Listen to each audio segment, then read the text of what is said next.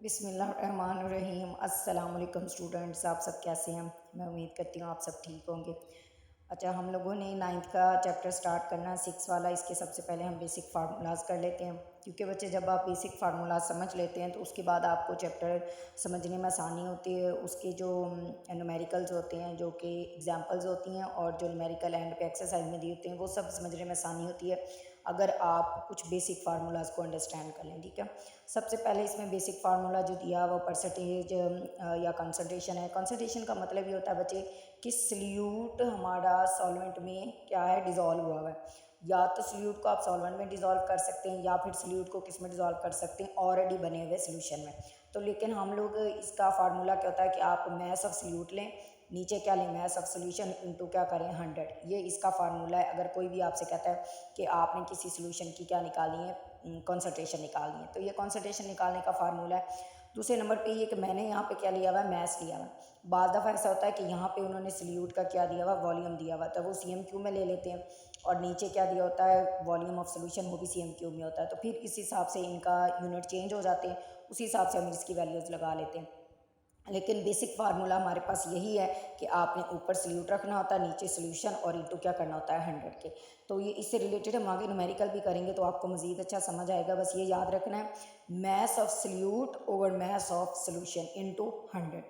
उसके बाद आ जाते हैं हम बच्चे मोलैरिटी पे। मोलैरिटी एक बहुत ही ज़्यादा कॉन्सेप्ट अच्छे वाला है, मतलब समझ आ जाती है कि आपने इसे करना कैसे है। ये केमिस्ट्री के कैलकुलेशन में बहुत ज़्यादा हेल्पफुल होता है।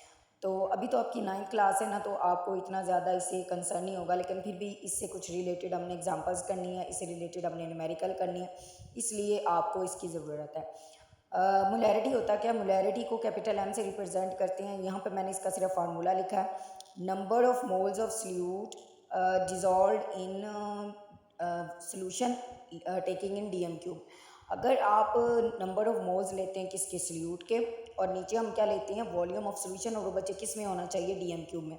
आपने इस चीज़ का ध्यान रखना है कि सोल्यूशन हमेशा किस चीज़ में होना चाहिए, DM³ में। अगर आपको स्टेटमेंट में CM³ में दिया हुआ है तो फिर भी आप इसे किस में कन्वर्ट करोगे, DM³ में।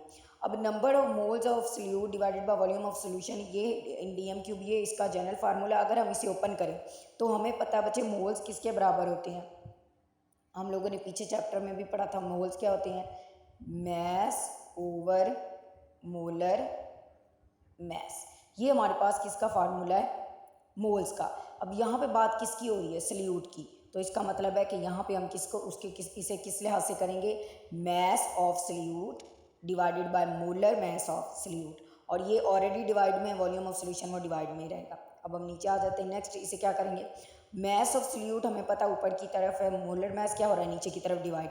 अब हम इसे लिख लेंगे, मैस ऑफ सल्यूट ऊपर रख लेंगे और मैस ऑफ सोल्यूशन को कहाँ ले जाएंगे, नीचे। और ये वाला ऑलरेडी डिवाइड में था, इधर भी क्या रहेगा, डिवाइड में, volume of solution in DM³ तो बाज़ दफ़ा उन्होंने क्वेश्चन में हमारे से क्या पूछा होता है, सिर्फ मोलैरिटी फाइंड करनी है। मोलैरिटी फाइंड करने के लिए हम क्या लगाते हैं, सिर्फ उन्होंने हमें मैस दिया होता है, मोलर मैस से डिवाइड करते हैं, जो नीचे वॉल्यूम ऑफ सोल्यूशन दिया होता है उसको DM³ में कन्वर्ट करते हो, डिवाइड करते हैं, आंसर आ जाता है। लेकिन बाज़ दफ़ा उन्होंने क्या पूछा होता है, मैस ऑफ सल्यूट पूछा होता है। जब मैस ऑफ सल्यूट पूछते हैं तो तब हमें ये वाला फार्मूला लगाना पड़ता है कि मैस ऑफ सल्यूट फाइंड करने के लिए मैस ऑफ सल्यूट इधर आएगा, मोलर मैस और वॉल्यूम इन DM³ जो होगा वो जाके मोलैरिटी से क्या हो जाएगा, मल्टीप्लाई, उसमें हम उन्होंने हमें मोलैरिटी दी होगी। तो ये ज़रा इनडायरेक्ट वे है। उसके बाद आ जाते हैं dilution of solution. Dilution of solution का बच्चे ये मतलब होता है कि अगर आप एक लैब में गए, वहाँ पे आप कॉन्सेंट्रेटेड फॉर्म एक सोल्यूशन पढ़ा, आपने पढ़ा होगा चैप्टर में कि कॉन्सेंट्रेटेड सोल्यूशन कौन से होते हैं, the solution which contains relatively large amount of solute, उनको क्या बोलते हैं, concentrated solution. And the solution which contains relatively small amount of solute, उसको क्या बोलते हैं हम लोग, डाइल्यूट सोल्यूशन। तो ये M1V1 कॉन्सेंट्रेटेड सोल्यूशन के लिए होता है, M2V2 किसके लिए होता है, डाइल्यूट सोल्यूशन के लिए। कुछ में वो हमें क्या कहते हैं कि आप, उन्होंने हमें V1 भी दिया होता है, M2 भी दिया होता है, और V2 भी दिया होता है, कहते हैं क्या है कि M1 फाइंड करें।